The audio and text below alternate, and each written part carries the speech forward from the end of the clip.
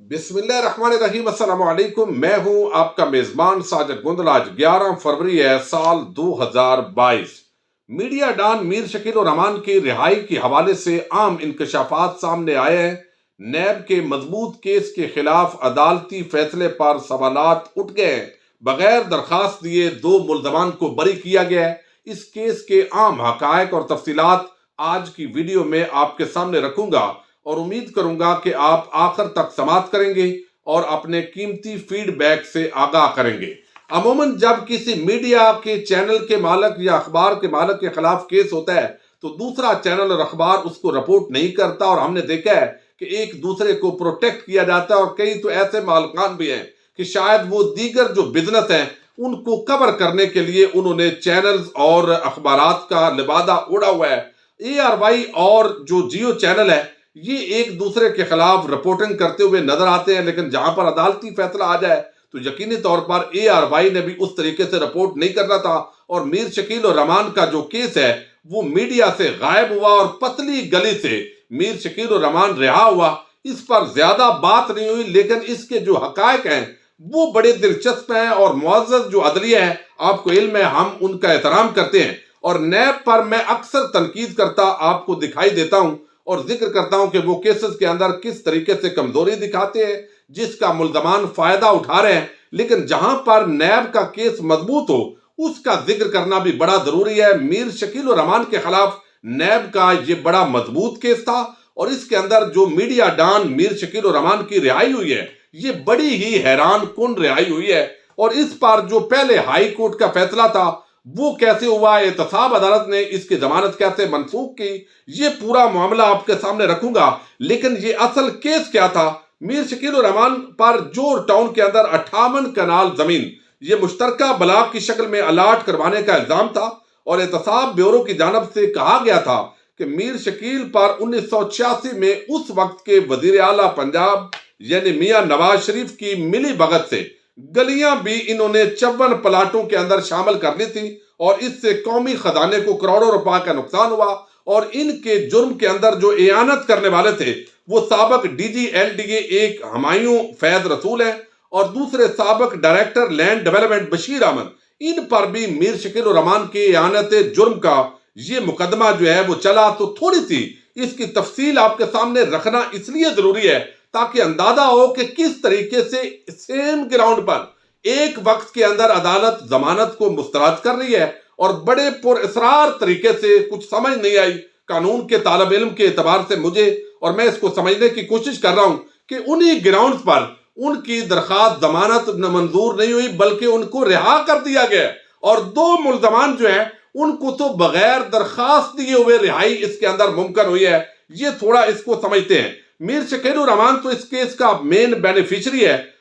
نواز شریف اس وقت کے وزیر اعلیٰ تھے جنہوں نے یہ الاٹمنٹ پر دستخط کیے تھے، اور وہ اس کیس کے اندر اشتہاری ملزم ہے۔ اب اس کے اندر ایک ہمایوں فیض رسول یہ DG LDA اور میاں بشیر احمد یہ ڈائریکٹر LDA یہ اس وقت چونکہ موجود تھے اور ان کو مقدمہ کے اندر لایا گیا تھا۔ اب LDA افسران پر الزام یہ تھا کہ انہوں نے غیر قانونی طور پر سرکاری زمین میر شکیل الرحمان کو الاٹ کی، جس میں دوسری گلیوں کی جگہ بھی شامل کر دی گئی، یعنی گلیوں کی جگہ بھی اس کی زمین کے اندر شامل کر دی گئی۔ میر شکیل الرحمان کو 12 مارچ 2022 کو غیر قانونی 2020 کو یہ گرفتار کیا گیا ہے۔ میر شکیل نے اپنی گرفتاری کو لاہور ہائی کورٹ کے اندر چیلنج کیا۔ اب جو چیلنج کیا اس کو کس نے سنا؟ جسٹس فاروق حیدر صاحب اور جسٹس سردار نعیم صاحب۔ ان پر مشتمل ایک 2 رکنی بینچ تھا۔ انہوں نے ان کی درخواست جو ہے وہ کن وجوہات پر خارج کی ہے۔ یہ جو درخواست ضمانت تھی، ایک تو کہا گیا کہ ملزم نے پبلک آفس ہولڈر کی مدد سے غیر قانونی طریقے سے قیمتی پراپرٹیز حاصل کی۔ معاملہ اگرچہ 34 سال پرانا ہے، اگر نیب آرڈیننس 1999 کے تحت نیب کے دائرہ اختیار کے اندر یہ آتا ہے۔ میر شکیل الرحمان کی گرفتاری اور نیب عدالت کی طرف سے دیا گیا جسمانی ریمانڈ عین قانونی ہے، یعنی انہوں نے پہلے لاہور ہائی کورٹ کے اندر اپنی گرفتاری کو چیلنج کیا کہ یہ میری گرفتاری غیر قانونی ہے، تو اس کو اڑا کر رکھ دیا لاہور ہائی کورٹ کے 2 رکنی بینچ نے۔ اس کے بعد میر شکیل الرحمان نے لاہور ہائی کورٹ میں ضمانت کی درخواست دائر کی، جسے 8 جولائی 2020 کو مندرجہ 3 بنیادوں پر رد کر دیا گیا۔ ایک تو کہا گیا کہ میر شکیل کو غیر قانونی طور پر جگہ الاٹ کی گئی، اس عمل میں قومی خزانے کو نقصان پہنچا، اضافی زمین کی مارکیٹ پرائس ادا نہیں کی گئی، تو میر شکیل نے لاہور ہائی کورٹ کا فیصلہ سپریم کورٹ آف پاکستان کے اندر چیلنج کیا، جہاں انہیں 9 نومبر 2020 کو ضمانت ملی، یعنی ضمانت اب مل گئی ان کو۔ میر شکیل اور ان کے شریک ملزمان Humayun Faiz Rasool D G L D A اور Mian Bashir Ahmed director L D A نے احتساب عدالت میں 265 کے بریت کی درخواست دائر کی، جسے 8 ستمبر 2021 کو احتساب عدالت کے جج اسد علی نے مندرجہ ذیل بنیادوں پر رد کیا۔ اب یہاں پر انہوں نے رہائی کی درخواست دی ہے اور وہ رد کر دی گئی ہے لاہور ہائی کورٹ کے اندر۔ کن بنیادوں پر؟ وہ کہتے ہیں پری میچور اپلیکیشن ہے، ابھی پورے گواہ ریکارڈ ہی نہیں ہوئے، یہ بنیاد بنائی گئی کہ آپ کی درخواست کیوں رد کر رہے ہیں کہ ابھی یہ لیول نہیں ہے، ابھی وہ وقت نہیں آیا، پری میچور ہے، ابھی آپ درخواست یہ نہیں دے سکتے، ابھی پورے گواہ ریکارڈ نہیں ہوئے، پروسیکیوشن کو بھی کیس ثابت کرنے کا موقع ملنا چاہیے۔ یہ جو ہے لاہور ہائی کورٹ نے میر شکیل کے جو شریک ملزمان ہیں، میر شکیل الرحمان اور ان کے شریک ملزمان، ان کے حوالے سے یہ فیصلہ دیا کہ ابھی پری میچور ہے، یہ بڑے عام ٹیکنیکل پوائنٹس ہیں اور ابھی پورے گواہ ریکارڈ نہیں ہوئے اور پروسیکیوشن کو بھی کیس ثابت کرنے کا موقع ملنا چاہیے۔ میر شکیل جو ہے وہ احتساب عدالت کے اس فیصلے کے خلاف دوبارہ یہ احتساب عدالت کے اندر یہ درخواست دی گئی تھی، معذرت چاہتا ہوں، اور اس کے اندر جو ہے وہ آگے احتساب عدالت کے بعد اسی فیصلے کے خلاف یہ لاہور ہائی کورٹ چلے جاتے ہیں اور وہاں پر دوبارہ لاہور ہائی کورٹ کے پاس گئے اور درخواست کی کہ ان کی بریت کی درخواست کو میرٹ پر سنا جائے۔ لاہور ہائی کورٹ نے فیصلہ دیا کہ احتساب عدالت بریت کی درخواست کو میرٹ کی بنیاد پر سنے، تو میر شکیل نے دوبارہ بریت کی درخواست دی اور احتساب عدالت کے اسی جج نے انہیں حیران کن طور پر بری کر دیا۔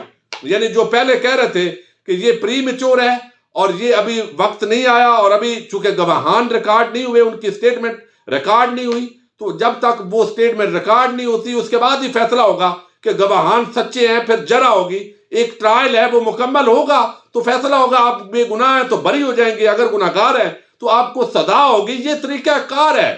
لیکن یہاں پر جو بریت کی گئی ہے اسی احتساب عدالت نے، جس نے پہلے کچھ گراؤنڈز پر معزز جج جو اسد علی ہے انہوں نے رد کیا تھا، اب یہ بریت کے جو وجوہات ہیں یہ بڑی حیران کن ہے۔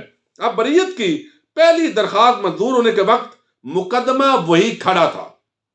یہ حیران کن پہلو ہیں اس فیصلے کے، جس طریقے سے میر شکیل الرحمان تو پتلی گلی سے نکل گیا ہے، ہمارے جائز صاحب جو ہیں ظاہر ہے ان کو اختیار حاصل ہے، انہوں نے قانون کا سہارا لیا ہے۔ میں کوئی ایسی بات نہیں کرنا چاہتا کہ معزز ججز کی اور عدلیہ کی توہین ہو جائے، چونکہ یہاں پر اس ملک میں ہر ادارے کی توہین ہے، لیکن صرف جو ہے وہ 22 کروڑ عوام کی یہاں پر توہین نہیں ہے۔ بدماشیہ اشرافیہ وہ آرام کے ساتھ پھرے، ان کو کوئی یہاں پر مسئلہ نہیں ہے۔ اب یہاں وہ کہتے ہیں کہ بریت کی پہلی درخواست منظور ہونے کے وقت مقدمہ وہی کھڑا تھا جہاں چند ماہ پہلے بریت کی درخواست منظور ہونے کے وقت کھڑا تھا۔ اس دوران مقدمے میں کوئی پیش رفت نہیں ہوئی تو پھر بری کیسے کر دیا؟ بریت کی پہلی درخواست کے مسترد کرنے کے وقت جو وجوہات بتائی گئی تھی وہ اب بھی برقرار تھی، لیکن اس بار بری کر دیا گیا۔ جب میر شکیل کو بری کیا گیا اس وقت 21 میں سے صرف 11 گواہان کی گواہی ریکارڈ ہوئی تھی۔